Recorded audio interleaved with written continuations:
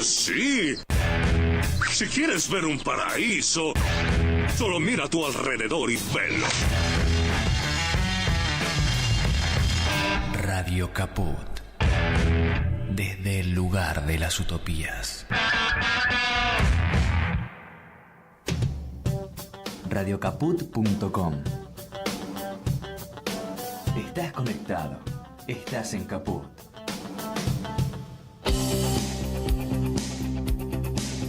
Un pueblo sin piernas, pero que camina. Estamos atrapados en la misma red. No vamos a quedarnos tirados en el piso sin intentarlo todas las veces que sea necesario. Una pared, por favor, no la dejes. Columna vertebral.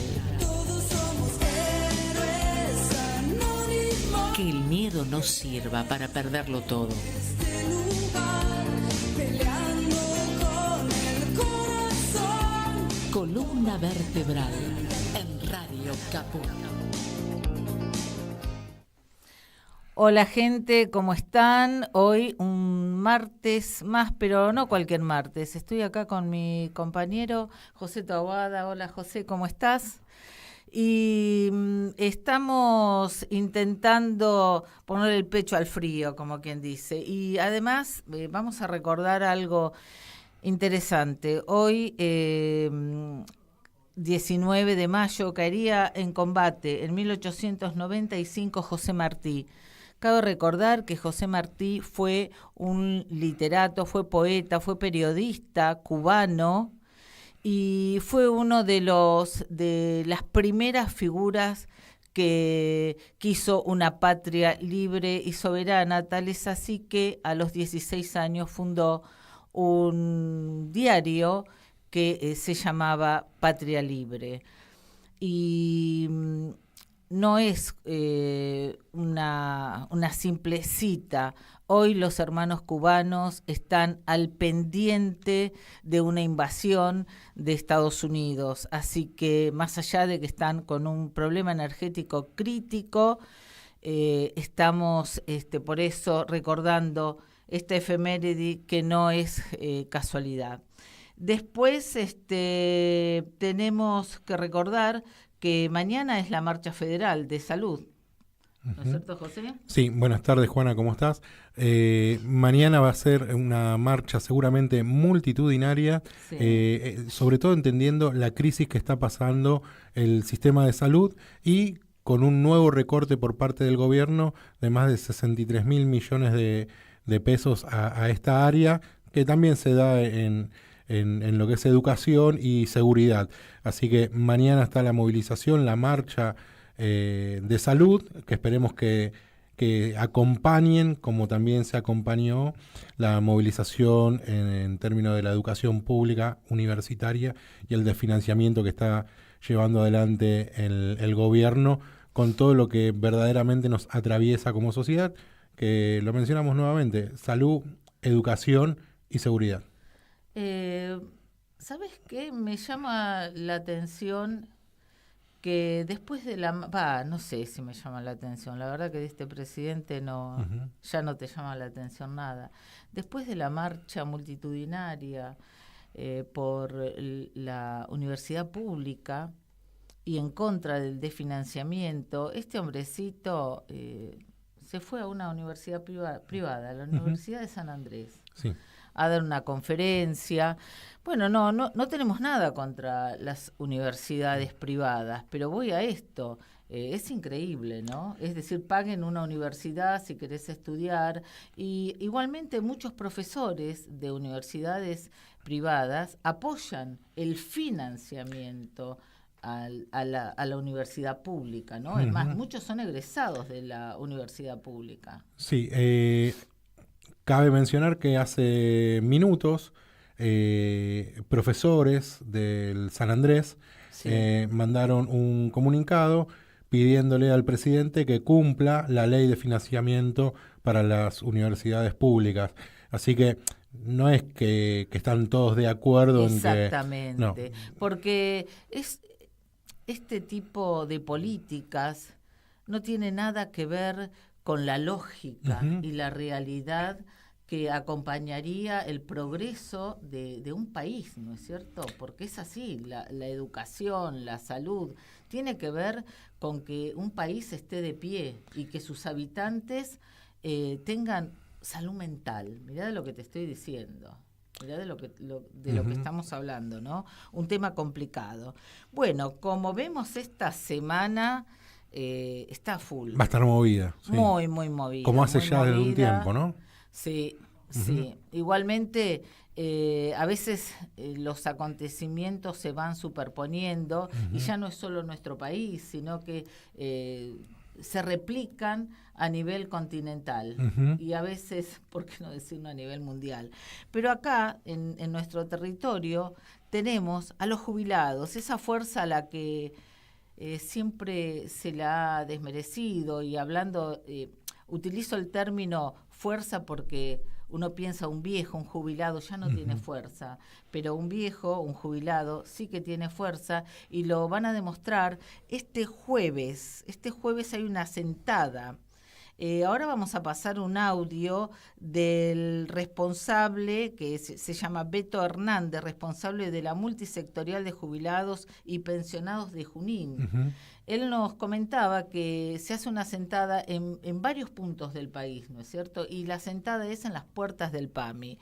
Si nuestro compañero Martín puede, nos facilita el audio de Beto Hernández. Bien. Buen día para toda la audiencia, buen día Radio Capú, muchas gracias por estar siempre. Y bueno, soy Beto Hernández de Junín, responsable de la multisectorial federada de jubilados y pensionados. Y bueno, estamos acá el jueves con esta encrucijada que estamos pasando, con este momento tan indeseable acá en Junín. En todo el país, con el tema de medicamentos, con el tema de prótesis, con el tema de los turnos del hospital, los especialistas. Quiero decir que bueno, que es una sentada que vamos a hacer en la puerta del PAMI con un petitorio, que es lo que reclamamos, y reclamamos por sobre todas las cosas la ley 19032, que es el acta fundacional de PAMI. Queremos la normalización con un consejo de administración, y como corresponde, los dueños del PAMI somos nosotros. Y después a la audiencia decirle que bueno, que nos congreguemos, que nos organicemos y que realmente reclamemos las cosas que nos corresponden, tanto sea los medicamentos, la cirugía, las prótesis, los especialistas, las dentaduras, los anteojos, todo lo que sea los turnos del hospital, los especialistas, los lugares de atención, que nos atiendan como corresponde, porque nosotros para eso pagamos a las clínicas, a los hospitales donde nos atienden también pagamos, o sea, no es que no pagamos. Pero bueno, agradezco este pantallazo de Radio Capú. Muchas gracias, Juana, a todos los periodistas, a toda la gente que trabaja en esa radio. Y les mando un abrazo a todos y muchas gracias a todos los padres jubilados. Bueno, Juana, más que interesante, y se me viene a mí a la cabeza el recuerdo siempre de Norma Pla, Tal cual. lo que estaría en estos momentos combatiendo Norma Pla, la situación en la que estamos atravesando. No quiero decir que los jubilados todos los miércoles no combaten, pero digo, Norma Pla en su momento generó un movimiento con una polenta bárbara. Sí, y hoy los jubilados son acallados todos los miércoles a palazos. La verdad que, bueno, el audio fue bastante explícito del compañero, así que, bueno, creo que se están dando pequeñas situaciones que ¿no? están haciendo que la gente empiece a reclamar más vehementemente las situaciones. Sí, nosotros lo que pediríamos es que esos jubilados sean acompañados, ¿no? Porque Sí, a claro. veces caemos en eso que los hijos te dicen, Ujú. no, pero que van a que los muelan a palo, quédense en su casa. Ujú. Y a veces también tiene que ver con el agobio de esos hijos que están atravesando una situación terrible económica y una crisis más allá de lo económico, ¿no? Es una crisis de valores y también piensan en que, bueno, una complicación más, si mi mamá, si mi papá viene con la cadera rota después de una golpiza, ¿no? Así que ahora en minutos vamos a tener una comunicación con una militante, una profesora de Bolivia que nos va a hablar de la situación que están atravesando.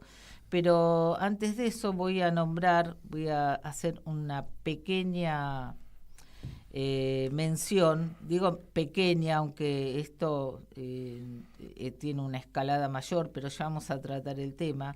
Hoy se condenó a Rubén Aníbal Cáceres, un abuelo que violó a 2 de sus nietos. Esto ocurrió en el Tribunal de Mercedes. Ya vamos a dar más detalles al respecto.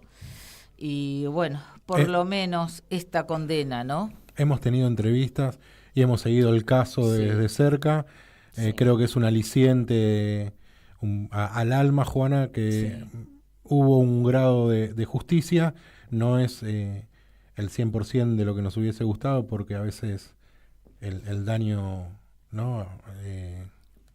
A veces es irreversible, pero hay un poco de justicia en este fallo, así que bienvenido sea. Juana, también la semana pasada entrevistamos a Mario, ya te voy a dar el apellido porque no se me viene a la cabeza, pero habíamos quedado en que una vez que él tenga el dato de cuándo iría promocionando su material, nos los iba a hacer llegar. Bueno, ¿Está? estoy buscándolo, pero bueno, ¿ya estamos para la entrevista? Sí, ya estamos para la entrevista. Bien. Hola, ¿qué tal? Hola, hola. Buenas tardes, Mishka. Hola, ¿cómo estás? Todo bien, muchas gracias. Un gusto estar con ustedes en Radio Caput. Gracias, Muchísimas gracias. ¿Desde qué lugar de Bolivia nos estás hablando? Claro que sí, yo soy Mishka Iturri, desde La Paz, Bolivia, que no es la capital, pero es la sede de gobierno, donde se están dando ahora la mayor cantidad de protestas y donde se está viviendo el punto neurálgico de todo lo que está pasando en Bolivia. Bien dijiste, es el punto neurálgico de lo que está pasando en Bolivia. ¿Cómo nos podés dar un pantallazo? Ten en cuenta que en nuestro país las noticias están a veces distorsionadas, excepto que busquemos nosotros por otros lados, ya sea que busquemos un videíto en YouTube, pero bueno, las noticias de los medios de comunicación no siempre son las que dicen la verdad. Así que por favor, y para que la gente entienda un poco cómo es el movimiento obrero ahí, qué es la COP, cómo se manejan y qué es lo que está pasando. Porque acá, por ejemplo, lo que se está diciendo es que el presidente ya renunció. Uy, Sí, eso es lo que se está diciendo. vale. A ver, voy con una explicación. Espero que sea corta y se entienda. Sí. Pero sí, justamente lo que venimos haciendo nosotros es sobre todo denunciar que hay un cerco mediático que no está permitiendo que llegue la información a los países extranjeros y en muchos casos ni siquiera entre regiones dentro de Bolivia. Lo que viene pasando es que desde inicios del mes eh, se están dando 2 tipos de protesta diferentes. Una es el bloqueo de carreteras y caminos, que es un tipo de protesta histórico dentro de nuestro país, sobre todo por el sector campesino, que es la única forma que tiene de hacer oír su voz. Y el otro es precisamente las marchas y la huelga general de la COB. La COB es la Central Obrera Boliviana, que es como la unión de sindicatos obreros, pero en el caso boliviano es un poco diferente porque no solamente están los sindicatos obreros, también hay sindicatos, por ejemplo, de amas de casas, de campesinos y de uniones sindicales que no son de acuerdo a la ocupación de las personas, sino de acuerdo al territorio que tienen. Entonces ahí sí se va dando una unión de muchos tipos de organizaciones, pero ellos son los que están a la cabeza en este momento de todas las protestas y esto se viene desarrollando ya desde hace algún tiempo. En diciembre ya tuvimos una primera hilera de protestas por dos medidas que tomó el gobierno. Recordemos que Rodrigo Paz entró al gobierno en noviembre, Hace fue 5 meses electo más o en 5 menos. meses. octubre. Sí. Sí, sí. Fue electo en octubre después de un balotaje. Y bueno, él lo que hizo fueron promesas de campaña muy populistas. Él dijo que se iba a respetar la constitución política del Estado, Ujú. que ha nombrado el Estado Plurinacional de Bolivia, que es la representación de las mayorías en el país, que ha cambiado el funcionamiento de una república oligárquica a un país mucho más plural, respetando nuestra diversidad y tomándolo en cuenta también. Él dijo que lo iba a respetar, él dijo que iba a dar bonos, él dijo que iba a resolver el problema que teníamos y que seguimos teniendo hasta ahora, que era sobre todo la falta de dólares y la falta de combustible. Pero él nos dijo que iba a hacer eso mediante medidas que no iban a afectar al pueblo y terminó incumpliéndolo todo de pe a pa. Entonces siguió el modelo que están siguiendo muchos otros gobiernos en la región, que es hacer caso al manual neoliberal. Y lo que hizo en diciembre, que empezó las protestas, fue quitar la subvención a los hidrocarburos. Nosotros teníamos el costo del litro de gasolina estaba en 3 bolivianos, que era alrededor de 50 centavos de dólar al cambio oficial. Lo teníamos muy barato y eso permitió que la economía se estabilizara y que el dólar también se estabilizara por casi 20 años. Entonces lo que hizo el presidente fue quitar parte de la subvención, una gran parte, y que los hidrocarburos, la nafta, la gasolina, el diésel, subieran al doble o al triple en muchos casos. Esto ha ocasionado que muchos productos de la canasta básica y que absolutamente todo suba de precio y que la inflación, al contrario de bajar, que era lo que él había prometido, subiera muchísimo.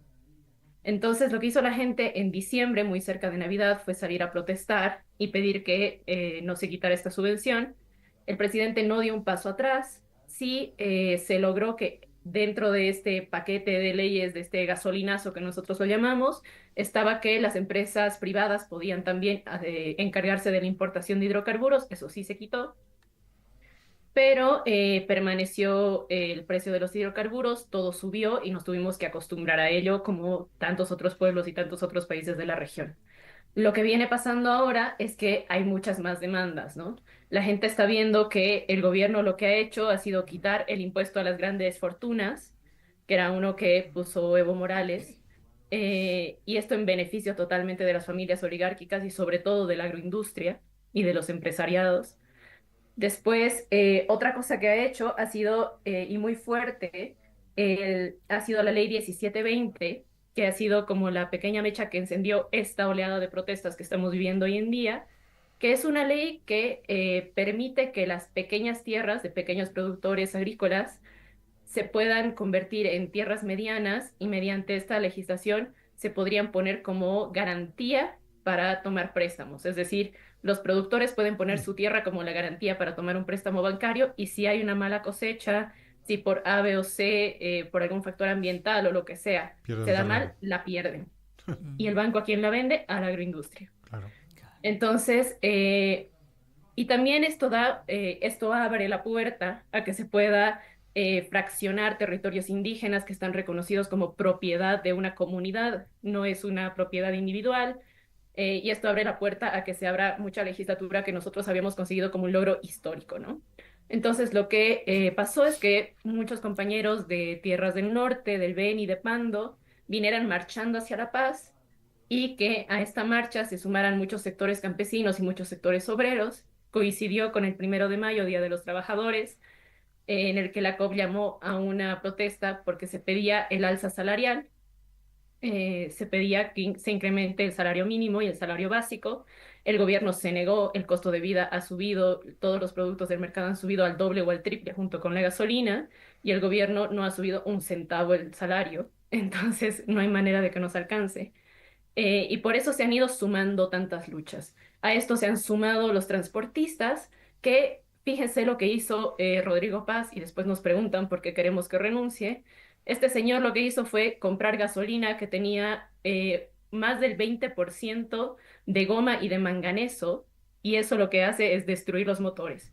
O sea que además de cobrarnos el doble o triple, nos dio gasolina basura que empezó a arruinar los motores de los transportistas, que dependen de eso para vivir.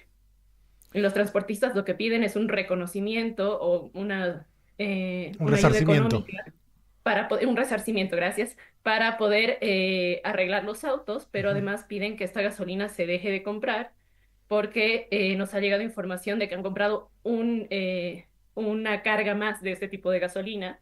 Y claro, de nada te sirve arreglar el coche si le sigues cargando la gasolina que le hace mal. ¿Dónde se compra Entonces esa son gasolina y por qué se llega a esa compra de ese tipo de gasolina que se sabe que arruina los motores? Parece una pregunta tonta, pero es una Eso locura. es, claro, claro, totalmente. No, nosotros tampoco sabíamos mucho del caso, pero hemos ido averiguándolo porque realmente la gente se enoja muchísimo y con justa razón. Como cualquier país, compramos commodities, estas cosas necesarias para toda la gente, Sí. en dólares y lo compramos a transnacionales. Y lo que pasó aquí es que no se dice quién, y eso es otra cosa que nos enoja muchísimo. No hay ningún responsable, no se ha nombrado a nadie por Ujú. esta compra de gasolina basura. Hay diferentes calidades de hidrocarburos que se puede comprar como país para abastecer a a las cisternas, a las industrias del país. Y como país hemos comprado la gasolina de peor calidad que no es para uso en coches, que normalmente se usa más bien como combustible para fuego abierto. Qué increíble. Y es una irresponsabilidad total y todo por ahorro, a nombre del ahorro, Sí, porque era la más barata. tengamos en cuenta que posiblemente mencionen algún ahorro que no sea tal, no solamente porque daña a quien consume ese combustible, sino que seguramente debe tener algún sobreprecio, porque entendemos que no pasa solo en Argentina el tema de la corrupción, sino que eso se traslada a los diferentes gobiernos de las diferentes regiones. Lo que estamos viendo sí es en lo que nos viene pasando en términos regional, en muchos políticos que hablan en formas populistas en campaña y cuando llegan al poder terminan siendo de ultraderecha eh, y recortando y achicando en términos económicos siempre a los que podríamos considerar más vulnerables, más débil, se meten con la educación, con la salud, con el trabajo. eh, Exactamente. por ahí Exactamente. hoy escuchábamos a alguna compañera de Bolivia mencionar que hay gente que prácticamente se está muriendo de hambre porque ha caído terriblemente su poder adquisitivo y quiero decirte que cuando la escuchaba me sentía reflejado porque es lo que está pasando en Argentina, a diferencia de que entiendo que ustedes están generando una lucha o Están organizados, visibilizándose sí, más, totalmente. a diferencia de lo que nos está pasando a nosotros, que estamos casi en igualdad de condiciones con las políticas neoliberales que les está pasando a ustedes. Claro. ¿Qué nos podés decir de esto que nosotros por ahí solamente algún que otro medio de comunicación lo pasa, pero por ahí muy soslayadamente, porque la noticia es el presidente de Argentina, Javier Milei, mandó bombas a Bolivia. Y Claro. pasan de largo que una compañera boliviana está diciendo, che, nos estamos muriendo de hambre. Totalmente, lo que está pasando aquí es que, bueno, por un lado, la compañera tiene toda la razón y es una muestra de lo que estamos pasando ahora en Bolivia.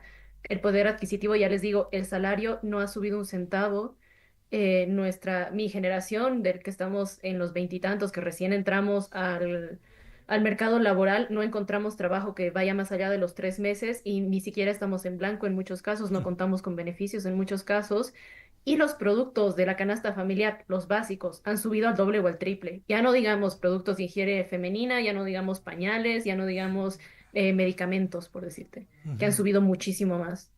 Entonces, realmente llegamos a un punto en el que los compañeros en los puntos de bloqueo nos decían ayer y los compañeros en la protesta que tuvimos aquí en La Paz nos decían ayer, preferimos venir a protestar o preferimos venir al punto de bloqueo porque preferimos morir aquí a morir en nuestras casas de hambre y habernos quedado de brazos cruzados. Y esa es la realidad que estamos viviendo, ¿no? Y también creo que es importante tomar en cuenta que esto no solamente pasa por nuestros bolsillos, que sí es realmente Sí. un incentivo muy fuerte, que sí nos da mucha rabia, que son las condiciones materiales que tenemos para vivir, pero también pasa por lo simbólico. Yo creo que este estallido se ha dado tan fuerte aquí en Bolivia porque hemos visto que Rodrigo Paz desde el día uno, desde el día de su posesión, lo que ha hecho ha sido bajar la huipala, que es un símbolo Mm, nuestro, indígena muy fuerte, que nos ujú. representa. Lo que ha hecho ha sido, hemos visto en las oficinas, acá en La Paz se siente muy fuerte, como somos la sede de gobierno, tenemos las oficinas de los ministerios y del legislativo y hemos visto cómo han cambiado las caras y han cambiado las vestimentas, han cambiado la simbología. Antes veíamos a polleras, a trenzas, a mucho color, a mucho aguayo que nos representaba. Entrar a un ministerio era como caminar por la calle y veías a la misma gente. Y hoy día vemos que han vuelto los trajes, que han vuelto las cabezas blancas de señores mayores, tez muy clara, que no son la mayoría en nuestro país, y que hablan en terminología que nadie entiende. Y vemos también que Rodrigo Paz, el día de su posesión, volvió a meter la Biblia y el crucifijo, que no Ah, tenemos nada bueno. en contra de la religión, pero Bolivia es un país laico. Entonces, para nosotros ha sido muy fuerte todo eso y se nota que están intentando volver a la república oligárquica que teníamos antes del Estado plurinacional cuando los insultos más fuertes dentro de las protestas y los insultos más fuertes son indio de tal o son Mm. masista de cual y este racismo ha vuelto a las calles en Bolivia, ¿no? El otro día en Santa Cruz se dio que un grupo de personas chicoteó a un asambleísta cruceño que era del MAS. Y eso es muy fuerte para nosotros porque le dio de latigazos además del daño físico, también es un símbolo de pertenencia y de superioridad del latigazo, ¿no? Entonces decimos, ¿hasta qué punto hemos llegado en el que se normaliza eso y se hace algo aceptable en plena luz del día, en plena plaza principal de Santa Cruz, que es una de las ciudades más grandes de Bolivia? Entonces, para nosotros todo esto es muy fuerte.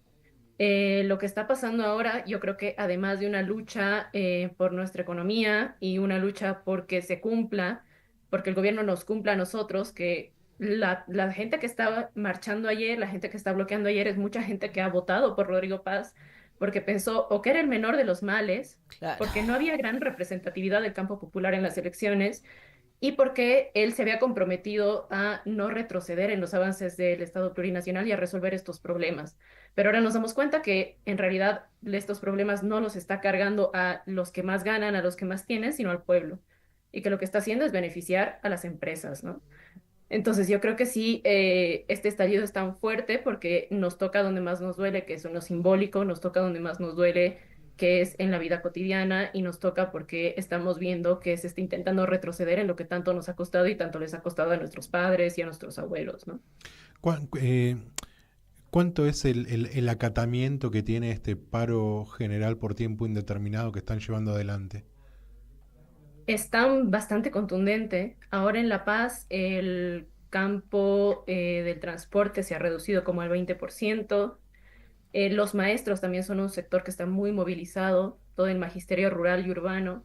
No están pasando clases en los colegios del Estado, en los colegios, se me fue, públicos. Ujú. Em, las fábricas están funcionando a media máquina. Ayer fue el día del Fabril también y los compañeros fabriles se movilizaron. Los centros mineros, que son una de las fuentes de mayor ganancia aquí en el país, están totalmente paralizados porque el sector minero es muy fuerte dentro de la central obrera boliviana y muchas industrias están funcionando muy mal. El- Sumado a eso, tenemos que las principales carreteras del país están totalmente bloqueadas ¿Unas 60 y puede ser? ¿O alrededor de 60 carreteras? alrededor de 60 puntos de bloqueo, Bien. que las carreteras principales bloqueadas son alrededor de 20, Ujú. pero hay puntos específicos que están bloqueando, porque hay carreteras que cruzan desde Oriente a Occidente, y Ujú. ahí hay muchos puntos en puntos estratégicos, ¿no? Y hay carreteras que cruzan entre ciudades o entre provincias que también están bloqueadas. Entonces, lo que tenemos ahora es un bloqueo muy contundente. En la ciudad de La Paz no hay pollo, no hay carne, no hay huevo, casi no hay verduras. Y si lo Y hubiera yo no creo que la podrían, y si forma lo hubiera no también. podrían comprar. Sí, no, no, no, es incomparable. El otro día un compañero me decía, ayer, que intentó comprar un maple de huevo y está a 70 bolivianos, que es el triple de lo que sería normalmente. Es Entonces es incomparable, de verdad. Y yo creo que es la forma del campo de recordarnos que gracias a ellos comemos y exactamente. que si el campo no tiene lo que necesita y si el campo no vive como debería, pues la ciudad tampoco. Qué loco, ¿no? Bien dijiste lo simbólico, cómo se está batallando sobre lo simbólico. Y lo simbólico atraviesa la vida cotidiana de todos nosotros, eso está visto así. Te quería hacer una pregunta. ¿En qué estado está la salud pública y la salud privada, ¿no?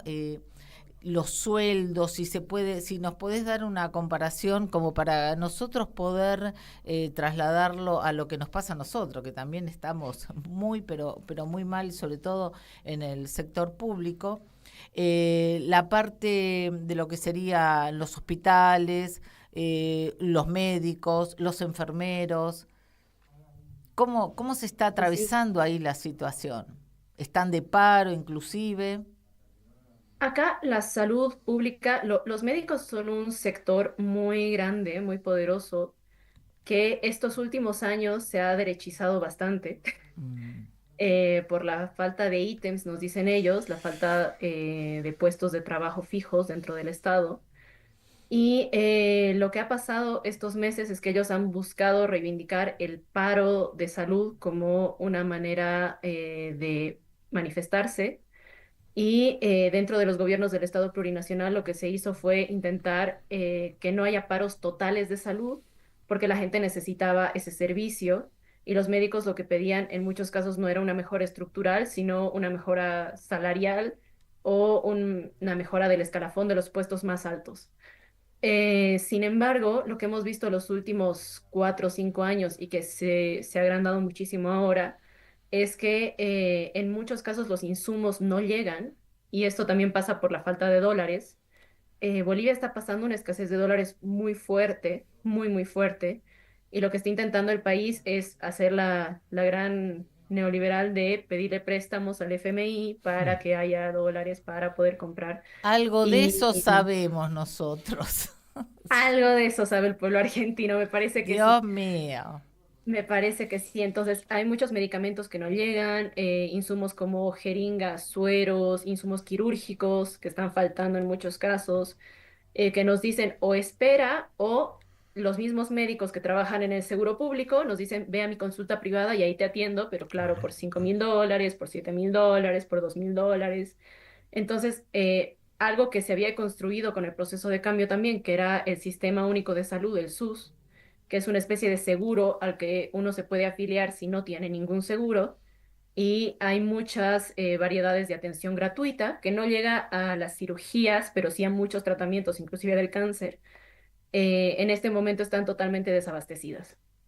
Y los médicos sí están a punto de también sumarse en estado de emergencia y para muchas patologías no se encuentran los medicamentos como tal o hay que traerlos de otro departamento. Ya les digo, se han encarecido, los medicamentos están como 5 veces más caros que el año pasado, es hace re poquito, y estamos viviendo realmente una situación muy difícil en ese sentido. Eh, te- Entonces, sí, está. Estuvimos viendo que hubo una confrontación entre trabajadores con la fuerza pública, la policía en sí. ¿Cómo están viviendo esa situación? Acá alguna imagen que hemos visto es bastante dura de frente a frente y tirar golpes de un lado y del otro. Más allá que después la policía empezó como a retroceder por la cantidad de trabajadores y trabajadoras que avanzaban. Lo que hemos visto desde el fin de semana realmente ha sido muy triste. El gobierno optó, había rumores incluso de un estado de sitio. Ujú. Más bien no llegamos a eso, pero el gobierno ha optado desde la noche del viernes con armamento no letal enviado desde Argentina precisamente por hacer represión muy fuerte dentro de los puntos de bloqueo. Ellos decían en los spots esta semana que habían logrado que pasen hidrocarburos hacia La Paz y que pase insumos médicos como oxígeno que se producen en Sencate en el Alto, hacia La Paz también. Y que será su gran logro después de la represión, que tiene más de 80 detenidos y al menos 2 fallecidos. No Ala. tenemos el número de heridos todavía.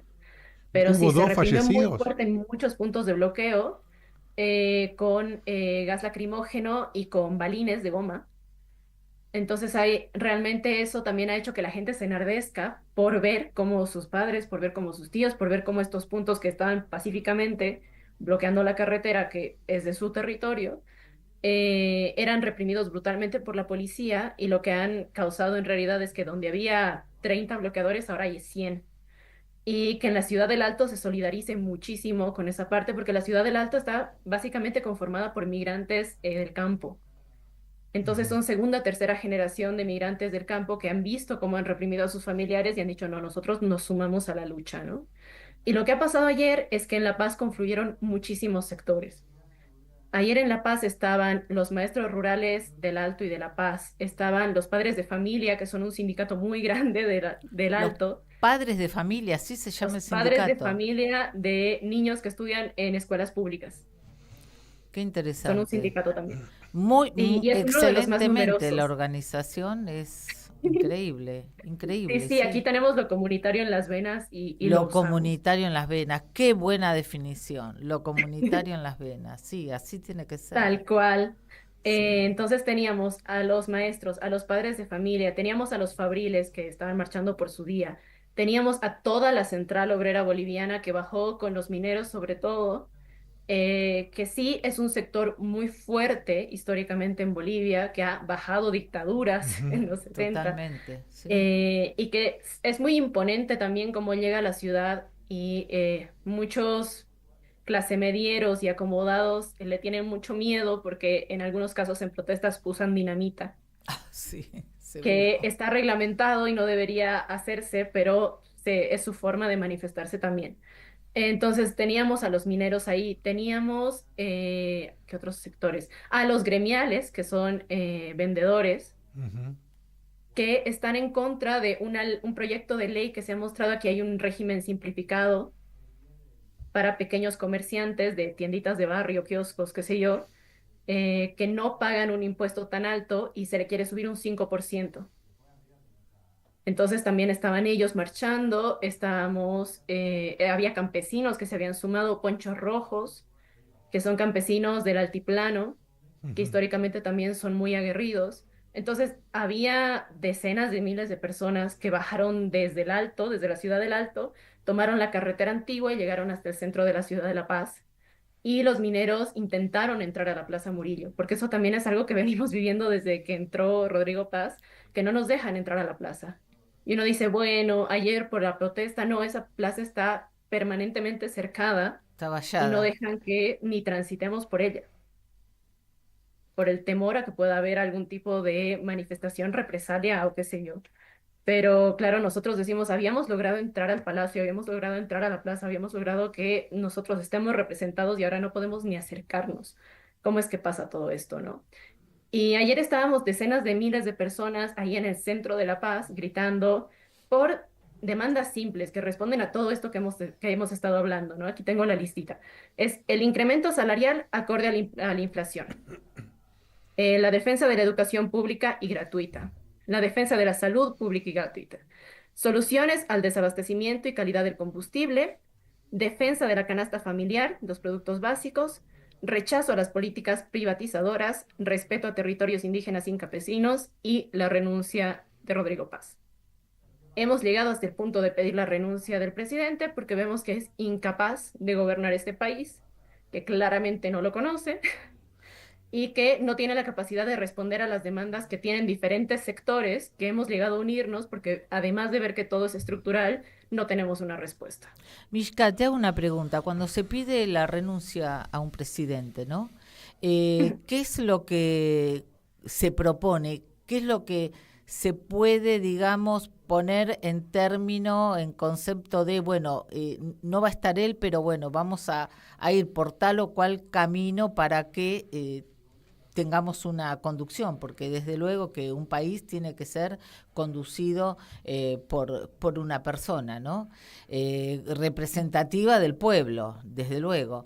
Claro que ¿Qué sí. es lo que se propone, además de pedir la Me parece que renuncia? este es el punto débil y déjenme lo conecto con la anterior Sí. respuesta.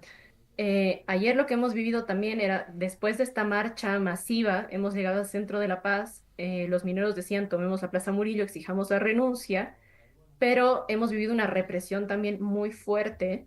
Había alrededor de 500 efectivos Ah, policiales disparando miércoles. gases en todos los Todas las sentidos, así por direcciones, ver en todas sí. las direcciones. Y había convoys militares dentro de la plaza, que es lo que más nos ha preocupado a nosotros, incluso un camión Neptuno de estos que echan agua a presión Sí. dentro de la plaza, listo para actuar si es que lográbamos entrar. Entonces, lo que se ha hecho es dispersar a la gente de una manera muy rápida, porque bueno, la ciudad de La Paz tiene la característica de que somos como le decimos la hollada, somos como un hueco. Entonces, soltaban los gases abajo y llegaban a las calles de arriba y no había manera de escapar. Entonces, la dispersión fue muy rápida y muy desordenada. Me parece que justamente lo que nos falta, sabemos qué es lo que queremos, pero no sabemos hacia dónde vamos. Y ese es el punto que justamente estaban tocando ustedes ahora.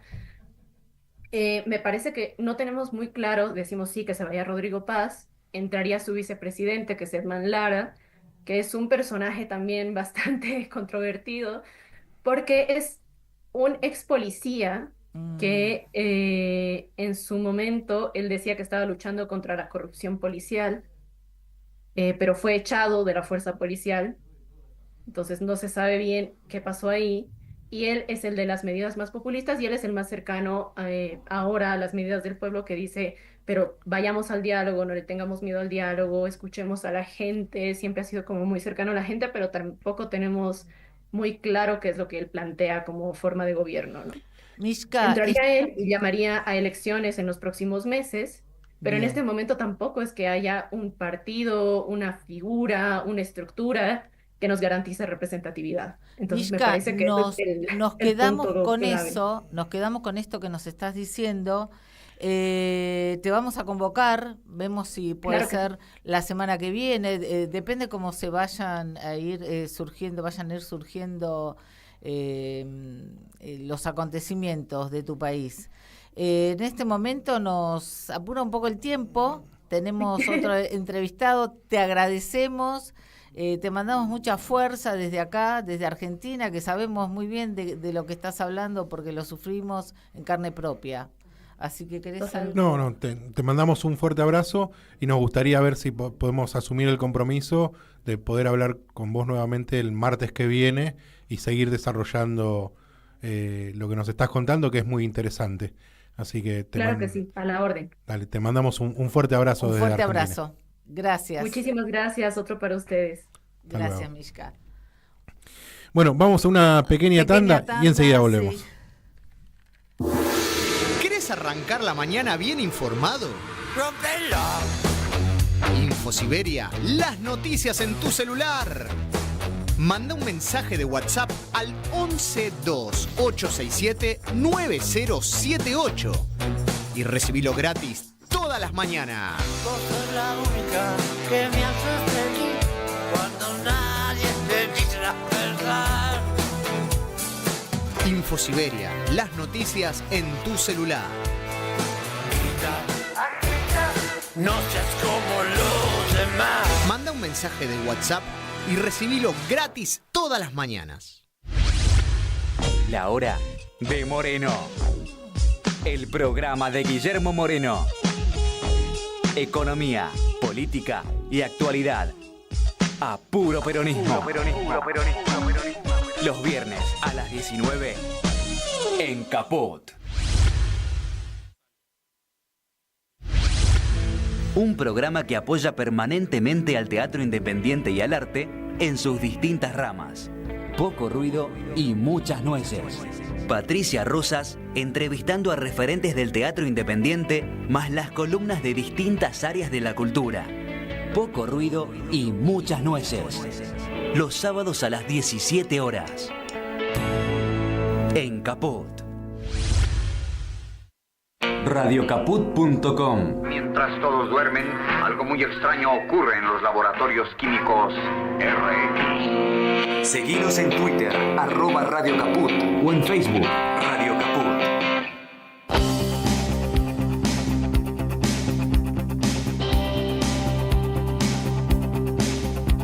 Estamos atrapados en la misma red, viajando por un laberinto.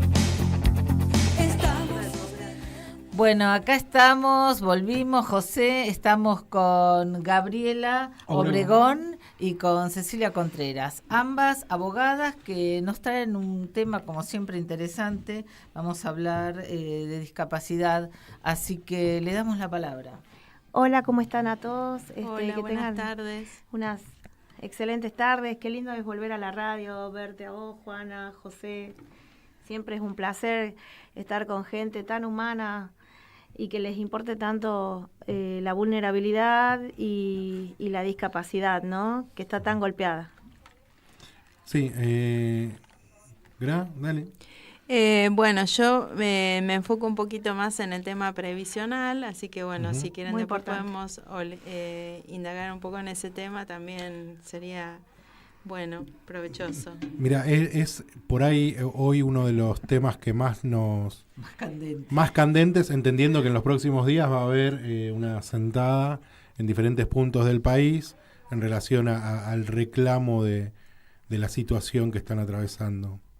Sí, en realidad, bueno, yo escuché que además están focalizando en algunos proyectos para pasar. Nosotros tenemos el régimen común, donde la mayoría de los jubilados están en ese régimen, pero después tenemos los regímenes especiales. Por ejemplo, docentes es un régimen especial, agrarios es un régimen especial, todo lo que son Fuerzas Armadas y de Seguridad son regímenes especiales. Eso es en función de que, bueno, de la actividad que desarrollan, que a lo mejor es o muy riesgosa o tiene una particularidad en la cual hace que esa persona no se jubile en el mismo periodo que en un régimen común. Bien. Y a su vez, cuando está trabajando, esa persona, por pertenecer a ese régimen especial, hace un aporte diferencial. O sea, no es el mismo aporte que en el régimen común. Entonces, ¿por qué? Porque al jubilarse antes tiene que tener, el aporte es mayor para poder jubilarse antes. Un docente uno no lo puede tener al frente de las aulas hasta los 60 o 65 años, porque se supone que su capacidad como para estar al frente de tanta cantidad de alumnos ya no tiene el mismo vigor que tiene un docente que tiene 30 años. Claro. Una persona que trabaja en el régimen agrario, por la actividad que desarrolla, su persona, su físico, no da más allá de los 55 años. Entonces, se jubilan antes en virtud de esa, digamos, de la función que realizan. Por eso son regímenes especiales. Y, por ejemplo, todo lo que es Fuerzas Armadas y de Seguridad también tienen un régimen especial en función de la peligrosidad. Uno no puede tener por ejemplo, un policía hasta los 65 años porque sería imposible. Entonces, bueno, y bueno, lo que yo escuché, no sé si hay algunos proyectos dando vuelta, es que quieren pasar todos a un régimen común. Eso sería como muy complicado porque, bueno, no puedes, por eso existen los regímenes especiales, porque de acuerdo a la función que cumplen, es la peligrosidad a veces y el aporte que hacen antes de jubilarse. Sí, sumado a lo que estás mencionando, hay como varios procesos que el gobierno quisiera cambiar, que uno de ellos es también elevar la edad jubilatoria. También es eso. Lo que pasa es que el discurso que tienen es que la caja ya no da más, que no está subvencionada, o sea, que no tiene la plata como para pagarle a los jubilados, pero El problema es que cada vez que tienen que echar mano, echan mano sobre esa caja. Entonces la desfinancian cada 2 por 3. Entonces, claro, obviamente que cuando pasa el tiempo no van a tener plata para pagarle a los nuevos jubilados que se jubilan y a los que están anteriormente. Entonces es como un círculo vicioso.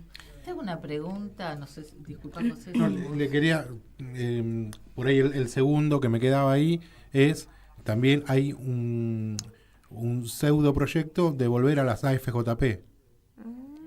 Y eso sería complicadísimo, no sé cómo lo quieren hacer.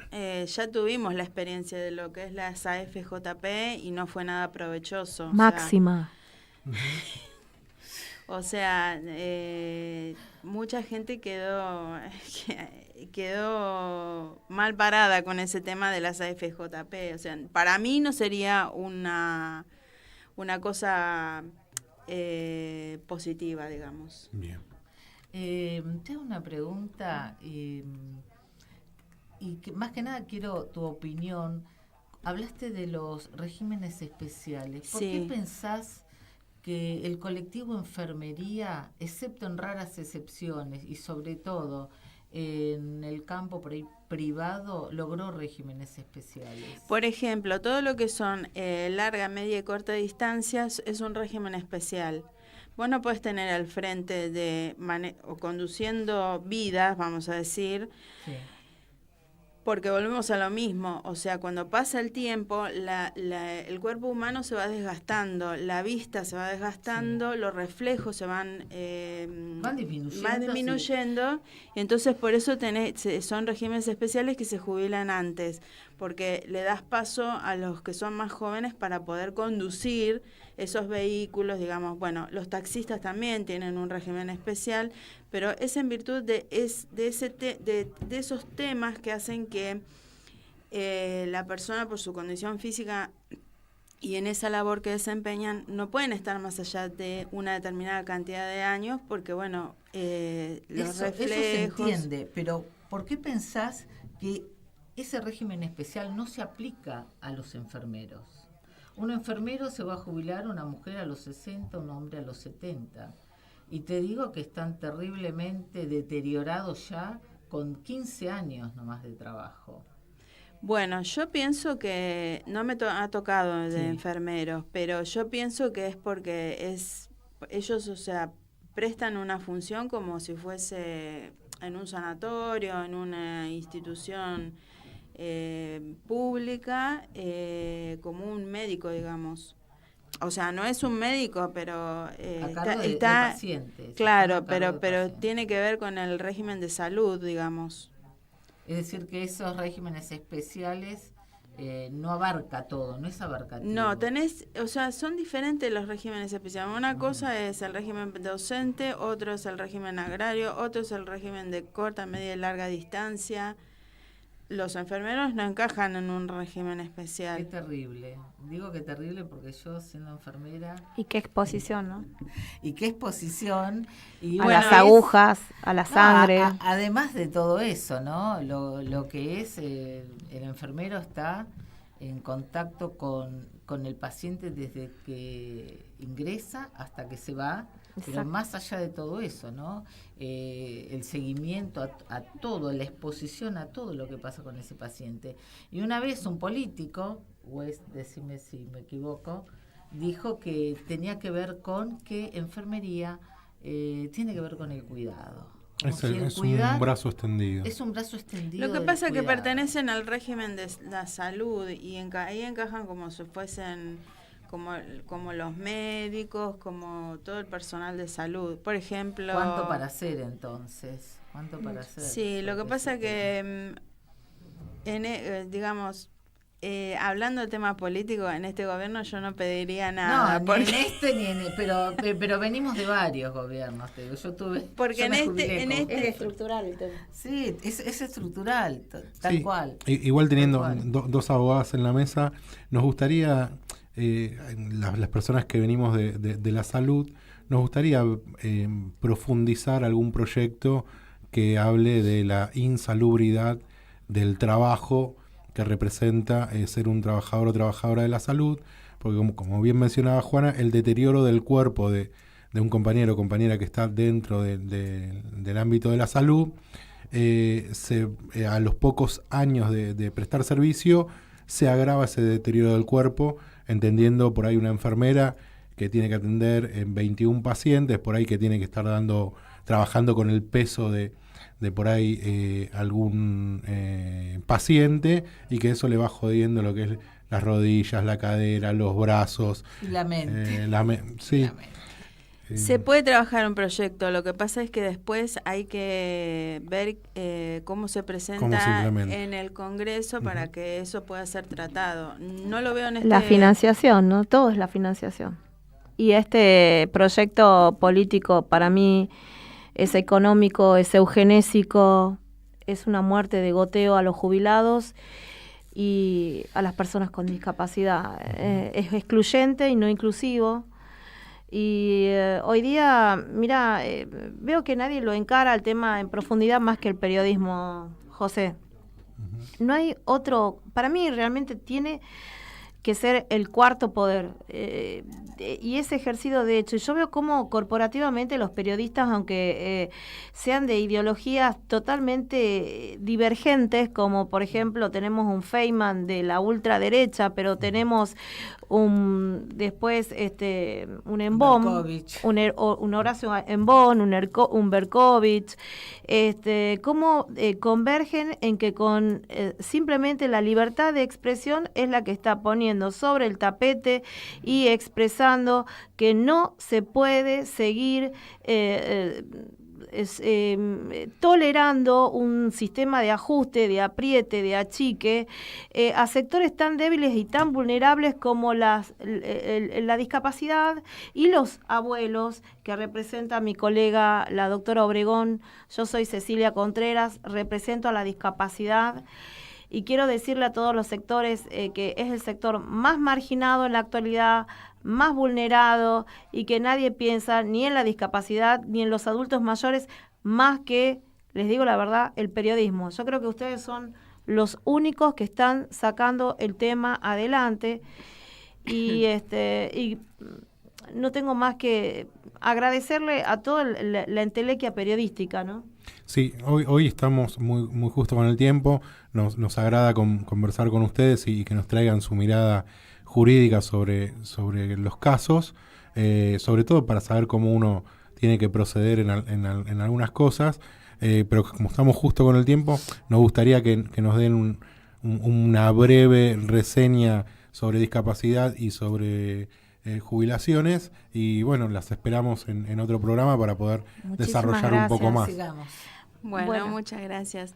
En lo que es el tema de salud, yo si tienen algunas ideas para tirar, podemos armar un proyecto. El tema es que después hay que buscar cómo lo podemos tratar en el Congreso, porque también ese es el problema, porque para que salga la ley tiene que ser tratada en el Congreso y tenemos que hacer mucho lobby. Con este gobierno lo veo medio complicado, pero se puede armar algo y bueno, y después ver por dónde lo podemos llegar a presentar para poder ser tratado en algún momento. Gracias. Y bueno, yo qué les puedo decir a los ciudadanos. Nosotros tenemos 3 grandes modelos: el modelo médico rehabilitador, el modelo medio, que mezcla lo médico, la salud con lo social, y el modelo netamente social, que es el que se aplica en España. En España tenemos todos los organismos de contención social, tenemos todas las oficinas enmarcadas a contener a la población con discapacidad, ya sea adquirida por el paso de los años o sea congénita, de una manera social y les diría yo totalmente responsable y respetuosa a la dignidad humana. Y cierro con esto: en nuestro país estábamos encaminados a un modelo social, pero hoy por hoy estamos encaminados a un retroceso global, al modelo eugenésico con ribetes nietzscherianos y de la Segunda Guerra Mundial, más precisamente del gobierno de Adolf Hitler. Esto es lo que se está viviendo hoy por hoy, porque hemos hecho un retroceso al modelo de la marginación, de lo antisocial, de marginar, de que todo esté a cargo del sector de salud, que considerara la discapacidad como una enfermedad, cuando la discapacidad no es más que una condición que se adquiere o va de nacimiento, en donde la sociedad debe adaptar todos sus dispositivos a las personas con discapacidad. Rampas, accesibilidad digital, móvil, páginas web, colegios, cupo para niños con discapacidad, respeto, dignidad, trabajos para gente con distintas divergencias. Nada más. Juana, llegamos al final. Llegamos al final, muchas gracias. Nos vemos. Bueno, muchas gracias por invitarnos. Nos vemos el próximo martes con más columna vertebral. Bueno, hasta luego. Hoy fue un día de